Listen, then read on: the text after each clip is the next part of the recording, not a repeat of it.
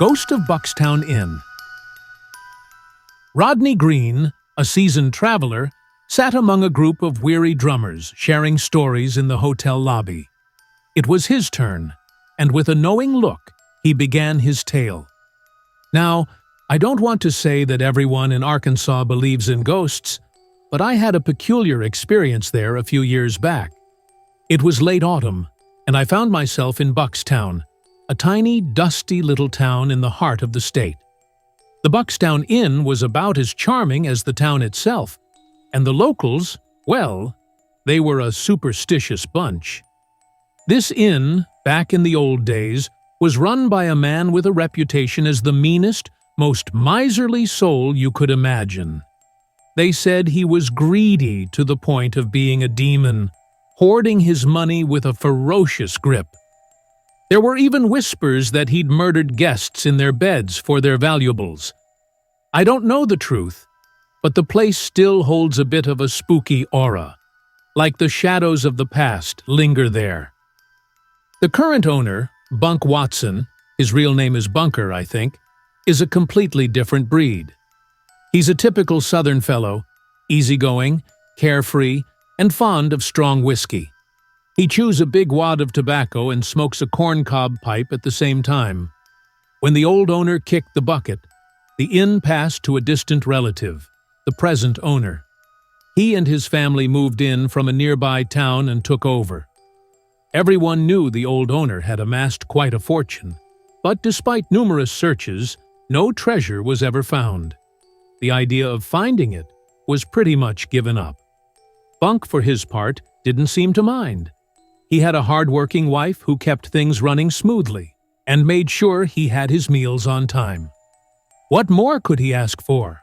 Why worry about buried treasure? Besides, he wouldn't have known what to do with it anyway, unless his wife helped him, of course. One of the stories circulating about the inn involved a ghost. People claimed that strange noises, sighing, moaning, and other ghostly sounds emanated from the room where the old owner had died. That room had been abandoned for years because of it. I was captivated by these tales of the haunted room, and I decided right then and there that I had to investigate. I was determined to spend the night in that room and see for myself what was going on. I told Bunk about my plan. He shook his head and shrugged, but instead of warning me or protesting like I expected, he simply took his pipe out of his mouth, spat out a mouthful of brown-stained juice, and lazily called out, "Jane." His wife appeared, and he told me to settle the matter with the old woman. The promise of a fee persuaded her, and off she went to prepare the room for me.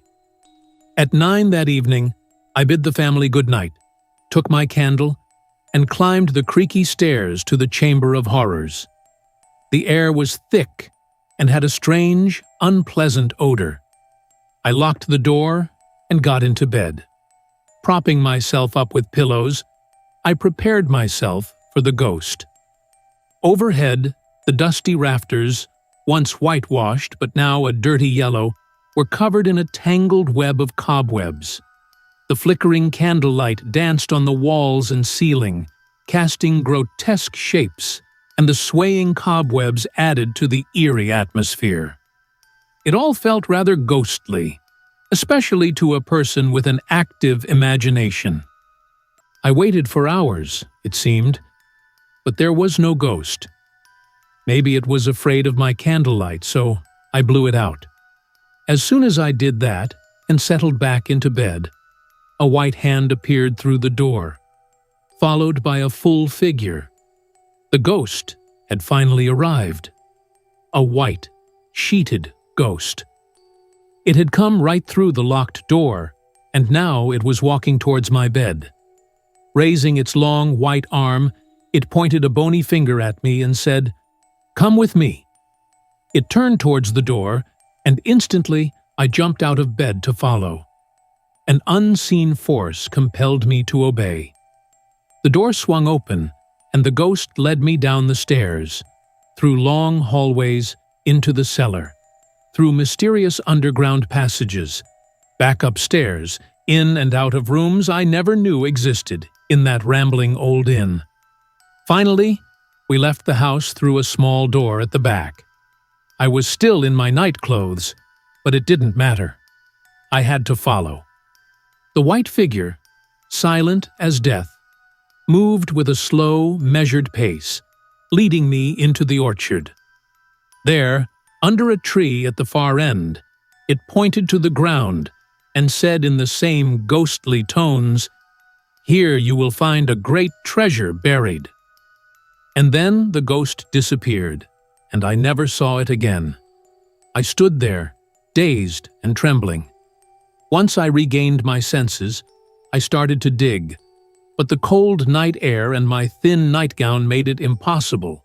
So I decided to leave a mark to identify the spot and come back at daybreak. I reached up and broke off a branch. Exhausted from the night's events, I slept late the next morning until a loud knock on the door and a hoarse voice announced that it was noon. I had planned to leave Buckstown Inn that day, but curiosity and the desire to investigate prompted me to unpack my bags and stay a while longer. You understand, this was my first encounter with a ghost, and I was afraid I might never see another.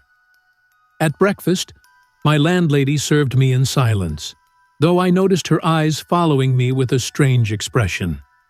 She wanted to ask me how I slept, but I wouldn't give her the satisfaction of volunteering a word. My host was more forthcoming. "Reckon ye didn't get much sleep," he said, with a curious smile. "Did you hear anything?" I asked. "Well, I did. Yes," he drawled, "but ye didn't disturb me none. I knew ye'd have trouble when ye went in that room ter sleep." That afternoon, I went to the tree, but to my astonishment, the twig I had broken off was gone. Eventually, I found an empty spot under the lower trunk of an apple tree where a small branch had clearly been torn off. But looking further, I discovered that every apple tree in the orchard had been similarly disfigured. "More mysterious than ever," I said. "But tonight we'll decide." That night, I feigned fatigue, which no one questioned, and went to bed early. "Going to try it again?" my host asked. "Yes, and I'll stay all winter if I have to, but I'm going to get even with that ghost," I said. That night, I kept the candle burning until midnight. Then I blew it out. Instantly, the room filled with a soft light, and standing at the foot of my bed was the ghost, the exact same ghost from the previous night. Again, the bony finger beckoned and a sepulchral voice whispered, "Follow me!" I jumped out of bed, but the figure darted ahead of me. It flew through the doorway and down the stairs, and I after it. At the foot of the staircase, an unseen hand reached out and caught my foot, sending me tumbling head first. But I was up in a second, chasing the ghost.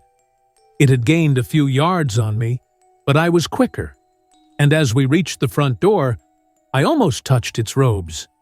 They sent a shiver down my spine, and I nearly gave up the chase.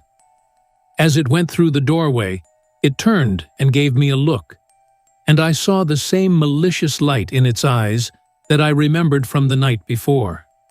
In the open orchard, I was sure I could catch it, but my ghost had no intention of letting me.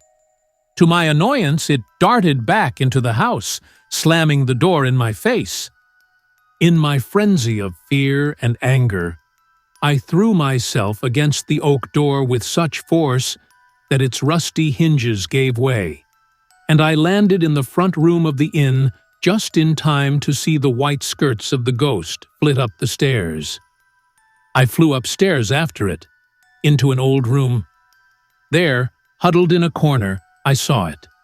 In the brief delay, it had found a lit candle, and as I entered, it advanced towards me, bony arm raised high. "Caught!" I cried, wrapping my arms around the figure. I had finally made contact with a real ghost. The white robes fell, revealing my hostess from the Buckstown Inn. The next morning, when I threatened to call the police, she confessed that she had been masquerading as a ghost to attract visitors to her remote old inn. She found that the rumor of the place being haunted was quite profitable for her. The end. If you like the story, hit that like button and subscribe for more videos. Let me know your thoughts in the comments below. Was there anything that surprised you? Who's your favorite character in the story? I can't wait to hear your thoughts.